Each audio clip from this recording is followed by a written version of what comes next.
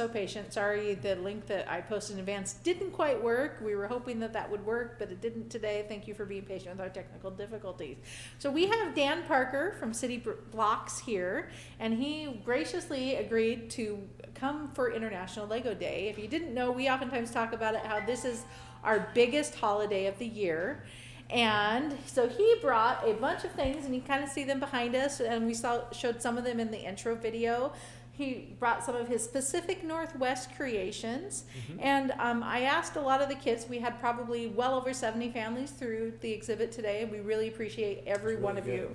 Yeah, there was a lot of kids, a lot of family, a lot of good questions. Oh, they're great. Yeah, I have like a whole page of questions from a bunch of kids and adults for Dan here, and I know that some people can't make it, so this is why we're shooting this video. So we're gonna talk to Dan here. I have a whole page and 2 pages of questions for him. So the first one, I had a lot of kids ask me how you got started. How did I get started in Lego? Yeah. The first time or the second time? Well, maybe. Okay, so what was your first Lego set that you remember? Well, probably 4 years old. Yeah. Probably purchased by an uncle or a grandparent. Okay. This is pretty common. Yeah, New Year's Eve. And played with Lego until I was 10. Okay. Now, to date me, I was 10 in 1970. So Okay. the Lego, pretty primitive Yeah. at that point. And then you set Lego aside. You go into teenager things and Cars. and Yeah. well, other things too. Yeah. And I came back around to Lego at the age of 30, and I already had some other hobbies. And I started taking a different look at Lego because it had changed a lot. It had gotten way more cool, way more sophisticated, and it seemed to be just a natural fit because all my hobbies, all my jobs, all my interests growing up were always design and build. Okay. And it didn't matter what it was. I mean, I did some things that, like my grandmother taught me how to sew. That's Well, cool. that's great if you have 12-inch GI Joes because you can make new army clothes. That's awesome. But then making a treehouse and all the things that you can imagining and building. Okay. And getting back into Lego at the age of 30, it was perfect Awesome. because I could then apply a lot of adult resources. I'm a grown-up now, well, kind of, at the age of 30, start building new things, new interests, and it was a new, cool toy for me. So what's the first thing you remember building as an adult? Probably this really big port crane that could pick up containers. Oh, that's And it would roll along the floor. It had the arm, the boom that would go up and down, so the ships could pull underneath and not hit it. And it would pick up things, and it had the Lego pneumatics in it. And now this is 1990 at this point. Yeah. Okay, so yeah, back into Lego as an adult, building. Lego's cool. I'm super excited because I'm working in engineering. I'm studying engineering in college. I'm building stuff as a hobby that's engineering, and my weekend job with the Army Reserve was involved in engineering. So it's like all the way around? engineering my whole life. Awesome. Yeah, and that though led to the other areas, architecture and so on and so forth. That sounds cool. So one of the other questions I got was, is there one particular format of building Lego that you like more than some of the other ones? Well, yeah, there is, but not in the way that most people would think about it. A lot of people get asked, well, are you into castle or are you into space? Yeah. Well, I kind of slice the pie the other way. I look at Lego as miniatures. That's anything you would use with a little Lego minifig. Mechanical works, Lego Technic and any of its offshoots. There is mosaics and there is sculpture. Okay. Well, not only as when it was just a hobby, but now that I'm working as a commercial professional, we get so many requests in, it's so broad that I have to be able to work in any of these areas. So if you want a castle item, okay, are you talking about a mechanical trebuchet? Do you want a crest, a shield? Do you want a castle, which is, a miniature? Do you want a sculpture? Maybe building a knight the same size as my Seattle Mariners player back then. So now that opens up a lot more in terms of the possibilities and the range that you can use Lego. and it's all fun, and I work on all those every day or every week, I'd like to think, yeah. That's awesome. So I have about 3 questions Yep. related to the Space Needle behind it. Okay. So there's some really interesting. One of my favorite models. Yes, and I know from talking to you that you have actually built one that's at the Seattle Children's Museum. Yes. So what you're seeing here, this is actually the 3rd generation. The first one was built back in 1999. I'm taking it, and it survived the earthquake we had that year. Oh yeah. Yeah, it didn't bounce off the workbench. Wow. But I'm taking it up to Seattle. I round the corner. This one, which is in my passenger seat with a seatbelt on it, sees Mom, sees the real one, and it just crumbles. Oh no. But I got it back together. So that was lucky for that show. Used it many times, built Generation 2, and then this design was commissioned by Seattle Children's Museum, and I built a copy. Okay. So that I could take it around and share it myself at shows. Cool. Yeah. So how long did it take you to build, do you think? For how many hours? I'll try to relate this to how people build at home. I'm probably working 10 times as fast as somebody is used to seeing at home. Okay. So if you can imagine, well, would that maybe take somebody 4, 5, 6 weeks? 3 weeks? I'd say me, it'd probably take about 6 weeks. Okay. Well, I built that in 2 days. Fantastic. And that's, again, we've got a workbench for it. We've got Lego. It's all very nicely organized. And I've been doing design and build for so long that when I jump into it, it's blindingly fast. Okay. And we often have to do that just so we can break even at the end of the day. Absolutely. Yeah. So how many pieces are in your Space Needle? That was one of the How other many pieces? Best way I can answer that is to ask people if they know the song Happy Birthday. How many notes are in the song Happy Birthday? I don't know. Me neither. I have no idea how many pieces are in that. But just like I would ask somebody, it's just enough to get the job done. Okay. Yeah. So not even a close guess. We should know because it's our livelihood. We should know what goes into something. But at the end of the day, it's really hard. I can get kind of close. Yeah, there's maybe 3,500 pieces in that. Yeah. So the other question I had from one young man about the last one about the Space Needle was why there was no glass floor. The glass floor question has come up more and more often, but it's a new phenomenon. Obviously, they just put a glass floor in the Space Needle. We built our Space Needle about 10 or 11 years ago. So No older glass version, floor. there wasn't a glass floor at the time. So should I upgrade this? Yeah, maybe I should. Glass floor. We've also been asked if we would put a working elevator in it.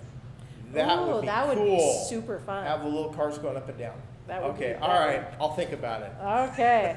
So, and kind of related to some of this, Yeah. several young people said, do you use a program? Do you sketch? Do you just start free building? How does your design process work? Well, each of the 4 formats require a slightly different approach. Maybe some of you are familiar with the Lego Mosaic programs that have been offered over the years, some independently, some that are outside, some that are borrowed from other media like the quilt industry and being able to, or cross stitch. Well, the other formats, mechanical work, I've got a background a little bit in mechanics, so I just kind of, start working with pieces. Miniatures, I sketch a lot, and I've been drafting since I was very, very, very young. Sculpture is a really, really tough area. The Lego company has had very special programs they've used for years. There's also some other techniques called doubling. I actually started to learn to sculpt by making a simple ball, and that taught me a lot of the freeform skills so that I can sculpt just by eye. So each of the formats, Stephanie, require a really different approach. Okay. There are different resources out there, but then also you have people that think in different ways. Absolutely. So I know one person who has developed his own sculpting program. He's a software whiz, but if you asked him to build like the little Starbucks You would store, have no clue. he'd have no clue how to do it. So everybody's different. So I do know that we had several people ask, and there is a free program out there Yes. called stud.io, and you Yes. can find it. It's a free download. It's available through Bricklink, which Lego does own. Yep. And if you guys have more questions, I know that Steve, the owner of the Bricks and Minifigs, he uses it regularly. If you've seen our make and takes, you'll have seen some of the directions that we make from those. And we oftentimes will create something first and then retroactively put it in Yeah. with the correct pieces. In I there. have a guy on my team that's been learning it, and he's learned some of the programs that have come before that, and he says it is great. Yes, so So- I've been told it's not bad for beginners. I've been told that there's some easy tutorial, basic how-to videos that you can watch. So if Mhm. that's something you're interested in, do check that out, stud.io, and it's found on bricklink.com, and it's totally free, and it's a great way to get started with your Lego designer. Yep. All right, so a couple other questions for you. One person wanted to know, what's your next project that you're working on? My next project, it's always, well, we get a lot of, people are looking for commissions, and those can be kind of crazy when they come in. Some of the requests and ideas we get, different companies that want things represented. We're looking at building things for annual shows that we have a tradition of doing.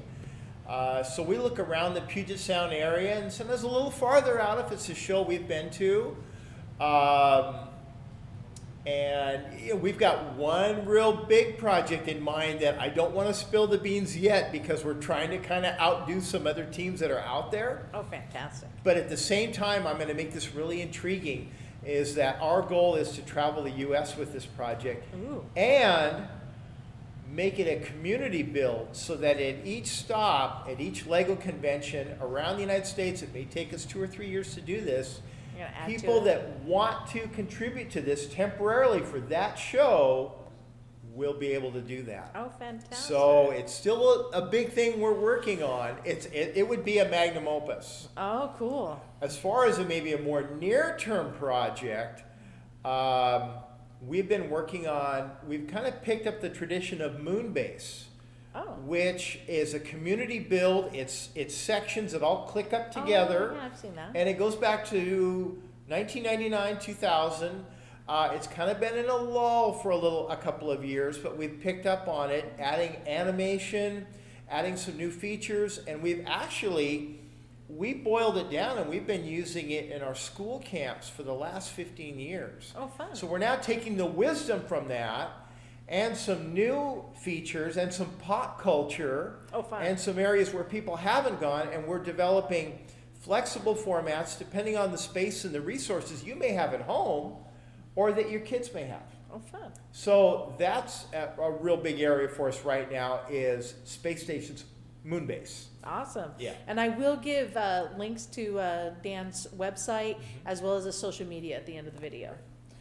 So, the biggest display you've ever done. I actually kind of heard a little bit about this when somebody asked you. It sounds really exciting. Why don't you tell us about that?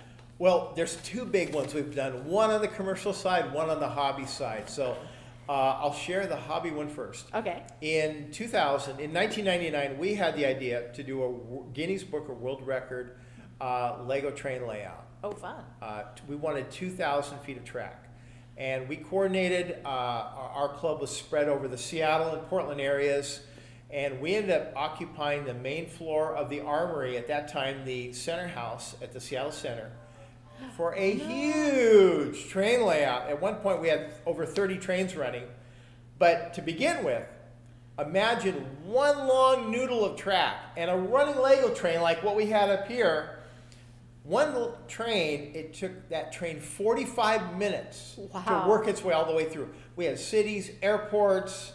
We had an area where kids could come in and for a food donation, canned food drive, they could add their buildings to an area. So we were able to support Northwest Harvest, the food bank Fantastic. hunger program. We had a Wild West city. It was just so much fun. But it was a chance for me to work with 40 people. Oh, cool. And coordinate their efforts. That's very rewarding. Was that one of your largest projects you've done? Then? That was the largest hobby side.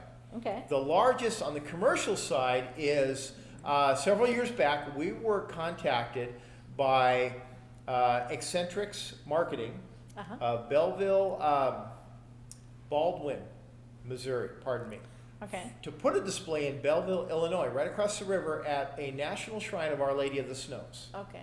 one of the big national shrines in the United States. Oh, fantastic. And we built it was the telling of the Christmas story through Lego. Oh, cool. And the main component of that, the centerpiece, the final piece, was a life-size nativity scene. Oh, wow. So imagine Mary, Joseph, shepherd, angel, wise man, All cast 5.5, of 6 animals, feet. 10-foot palm tree, Wow. stable, very special little boy in a manger, Uh-huh. and all built out of Lego. That sounds amazing. So it was. So, and again, coordinating a team for that, which was very rewarding for me, and something that had never been done before. All told, I think for the entire there was, again, you lose count, hard to guess, but there was about 750,000 Lego pieces in there. Amazing. Yeah, great work. That sounds amazing. All right. So, and one of the other kids says, "How many sets do you think you've built, or how many displays?" Okay, I'll answer that twofold. Because I do mostly custom work, how many sets have I made? I would say maybe 100 sets, but I've made over 4,000 custom creations. And again, we get requests for commissions. We build these for our shows and events. We build these to support our school programs, our festivals. We've done so many different events, and some of these things, it's going to be a very highly interactive environment. Some of these things, literally, we build it and we ship it. Some of these things we go and they'll unfold during a show, or they'll get built up like the 6-foot Death Star. I've seen that. That looks really cool. Thank you. Yeah. That's an amazing project. I can talk about that as a whole standalone thing. But again, it becomes a very rich rubric or dimensional space that we're working in to meet all these different needs at different levels and in different formats of Lego on different budgets. Yeah. Some very small, some very large.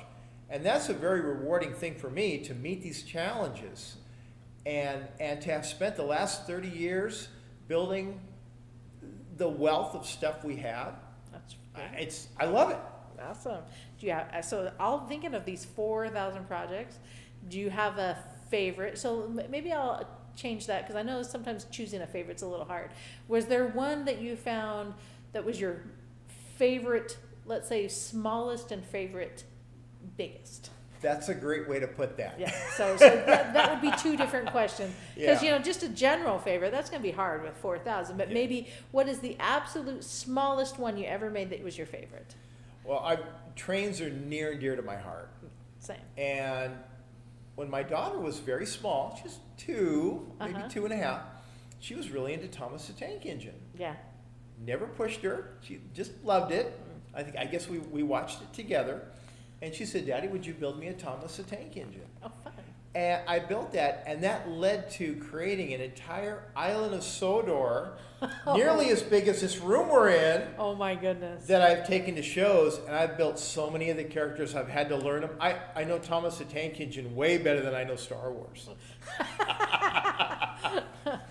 And it's great. I love it. And I love European architecture. So to be able to build some of those landscapes and all the little proper details that go with that, and the way the trains are built, they look so different than American trains, and certainly current trains, modern trains. Absolutely. It was wonderful to start that journey with her and see her appreciate what I was building. Okay. So, Yeah. and so on the flip side, the largest thing you ever made, what was your favorite out of some of the larger The projects? largest thing, I would have to say that would be the Death Star. We needed a project a couple years ago. We were invited to fly across the country to the East Coast and show at one of the Lego conventions. Oh, cool. And they said, "What could you bring that could entertain crowds?" And I'm like, I get to choose? That sounds fun. So we thought about it, and I love involving crowds. I love involving the public. I love involving kids in what I'm doing. Okay. Whether I'm teaching camps or I'm at a show, I love talking with them, seeing what they're building. If they can somehow have a hand in what I'm doing, I'm going to figure it out. So I drove around in my car for 2 weeks, and I designed a 6-foot diameter Star Wars Death Star. And we designed this as a reusable kit. Oh, cool. So we can take this to a show, and we set up the frame of it. Mm-hmm. And we put tables around that. We put loose brick on the tables, and then we, one course at a time, one kind of ring at a time of all these different plates. We set these little plates on the table, and they change as the ring gets bigger to the equator, and then it gets smaller as it goes to the top. But people decorate the plates with little gray pieces and little, colored pieces too, to represent the lights on the Death Star. Uh-huh. And then we put those on the Death Star. So literally through the course So of it a looks show. different every time. Yeah, Oh, yeah, and it that's- grows through the course of a show, just That's like cool. it was being built, Oh, fantastic. And it is the coolest thing in the world, especially to see somebody that is, perhaps differently abled, or somebody that's just getting into Lego, or even a grandparent, not just, what we think of kids ages 5 to 12 that are running around throwing Lego things together, but everybody get involved Fun. in helping put a plate together, and then we go over and we put that on the Death Star. Fantastic. It's a wonderful thing for me to be a part of that, and if to design something like that. So it brings in a whole new level of design, which has always been a passion of mine. Oh, Is fun. okay, what are your design challenges? What do you have to meet? What can you incorporate in, Fantastic. and not exclude? I'd rather bring it in.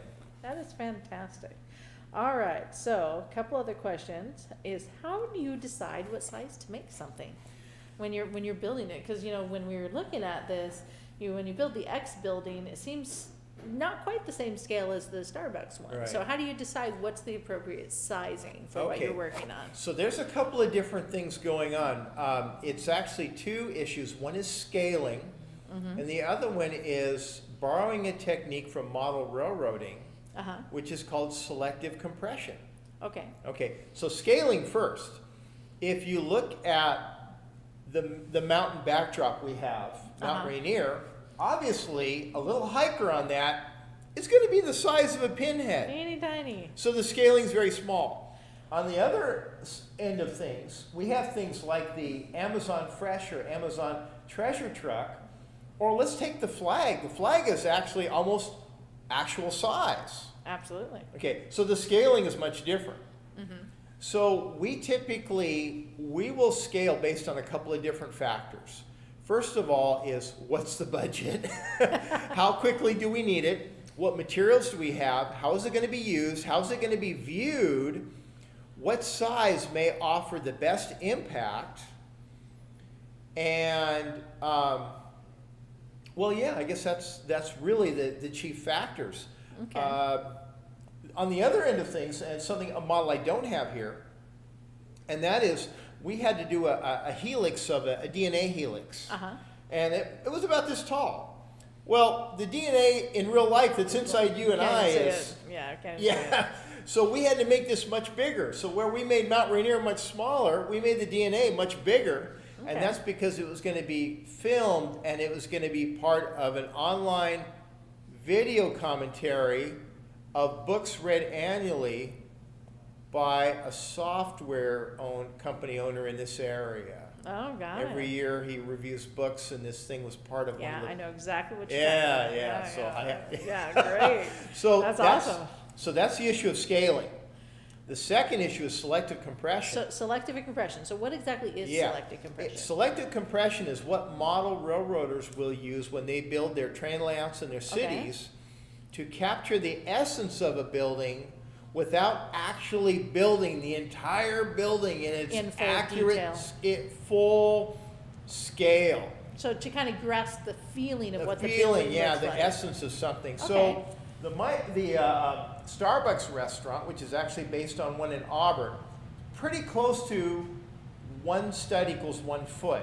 Okay. So if you walk, very close to the actual, So if I was Where- going to look at it, that's what it looked like. yeah. Okay. Whereas the X building, we shrunk it down, but we still captured those shapes. Very distinct angles. The distinct angles, the coloring, the window arrangement, the basic shape of the building. Okay. So I've had 4 people walk up today that say, I worked in that building, or I worked across the parking lot from the building. They immediately recognized it. And that's the trick. Are you good enough at selective compression to capture the essence of something?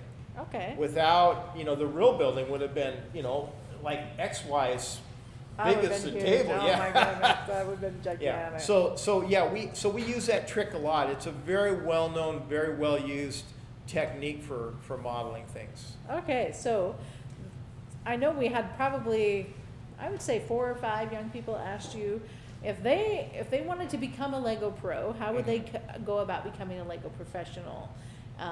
And I know you had a few suggestions for that. Yeah. Well, having been through it myself and having seen other people do this, I brought a lot of wisdom from the music industry. Okay. Because, it's there's really no popular or common or generally known process for becoming a gainfully employed professional commercial Lego artist, either working independently or working for the Lego company or one of their divisions. So again, I borrowed from the music industry, and if you can imagine all the things that a musician might do, getting into music and then launching their career. Okay. You have to put a lot of passion into the study of music, learning instruments, or developing your voice. Yeah. Maybe you're putting a band together. Maybe you're hiring an agent. Maybe you're playing local spots. Trying to get business that way. Maybe you're recording. Okay. So I'm not saying those are exactly the kind of things that we would do with Lego, but I can only, I want to convey that should give people an idea. So basically work on your craft, work on getting your skill, learning as much new things as you can about it. And then just get busy, get active some way. And some of the venues, some of the avenues you try won't pan out, but some things will. Cool. There are some Lego artists that they write books. Yep. And there's some that just teach, and they're very good at it. Yeah. Teaching Lego robotics camps. There are some that will build sculpture. They've launched exhibitions. So there's all kinds of things to do. None of them are wrong. Just try something.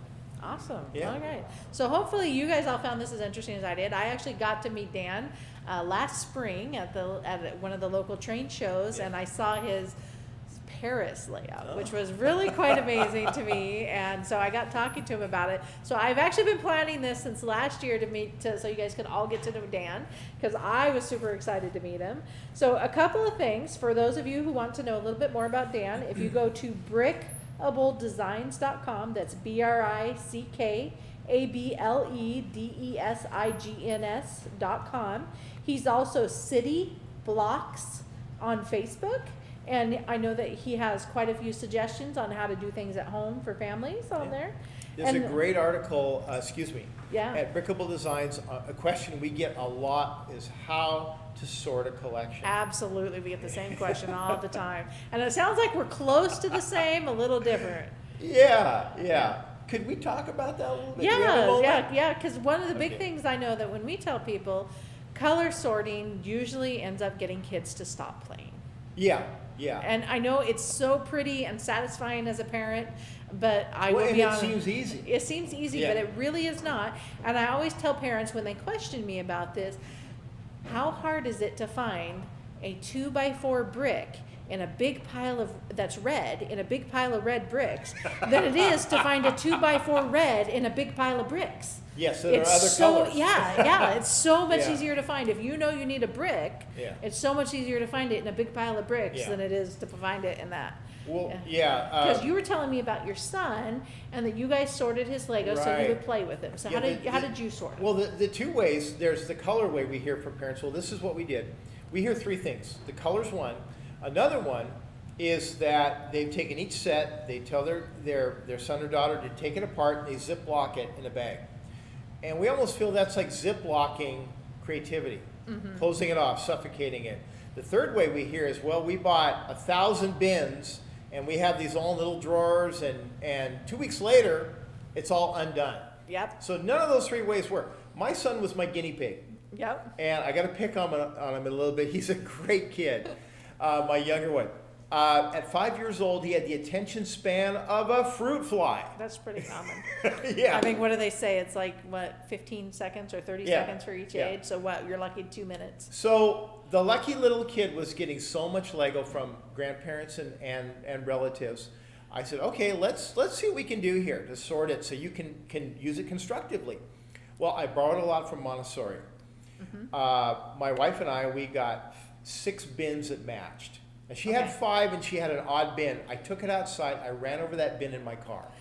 I said, go get a 6 bin that matches. Okay. Yeah, okay, that's So great. we got 6 uniform bins, shallow and fairly broad, like the underbed kind of ones. Yeah, we recommend the Yeah, same ones because yeah. they're like our tables. So we sorted his collection by form and function. Oh, great. Bricks and plates in one, that's all. Anything that was rectangle, whether it was flat or tall. Wheels, windows, and doors. The third one was minifigs, a bag for flowers and trees, and then some bags to hold instructions, because space-wise, that's what it worked out to. The fourth bin was mechanical items, Bionicle and Technic. Oh, fantastic. And then bins 5 and 6, small miscellaneous, large miscellaneous. And when he played then, he knew what to pull out and grab, and then when he was taking apart, he could shuffle away quick. Okay. And it's like Montessori, everything has a place, and you put it in that place. And he was able to maintain that system with little help from me, because again, Stephanie, we are our kids' coaches. Not their bosses. That's right, we're not their foot servants. No, I'm not cleaning up after them. Right. So if we can encourage them and help them find a place, and it's easy for them to put it away, you know what? More often than not, they're happy to do it. Oh, absolutely. So that actually, I only had to jump in like once a year, do a little cleanup with my son, but he learned form and function of Lego elements, which is really what we're after. Now there's a whole thing, well, I had that, my son got that $100 spaceship at the beginning of the month. I want to see it at the end of the month. So yes, teach your kids to be good stewards of their toys, their possessions. Absolutely. But this Lego uses a little bit different approach. It's a little bit of a different workaround than a bicycle. Still teaching them to be responsible with their things, but also allowing them to be creative and learn. Yeah, because I know we have a lot of people ask, how do I rebuild our sets? Yeah. Yeah, so I actually have something similar, and we kind of Yeah. have fallen into this over the last 4 years. And I usually recommend that you sort it as limited as possible as you need to make it playable for your kids. Yeah. And so we usually recommend, honestly, bricks, plates, which are the flat pieces, Yeah. and then I usually say wedges and slopes in a Sure. different thing. As the collection grows, Then you there can can sort be it out more. mitosis. You can Yeah. start splitting it out what you want. So again, you want to rebuild that ship? Well, you've taken care of the instructions. Yeah, so you flip to that back page You've and you'll taken look at your care of all list. the pieces, and like you said, that 2x4 red brick, you know where it's going to be. Absolutely. So guess what? You ought to be able to rebuild the set. Yeah, so Yeah. yeah, it's usually no problem.